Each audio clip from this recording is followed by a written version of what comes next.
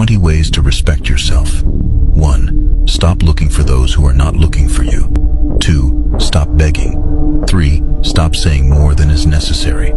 4. When people disrespect you, confront them immediately. 5. Don't eat other people's food more than they eat yours.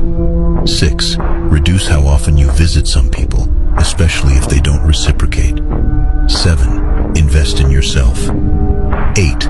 Stop entertaining gossip about other people. 9. Think before you talk. 80% of how people value you is based on what comes out of your mouth. 10. Always look your best.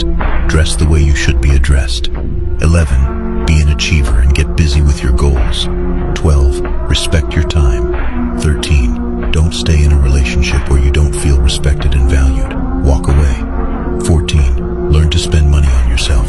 That's how people will learn to spend on you. 15. Be scarce sometimes. 16. Be a giver more than a receiver.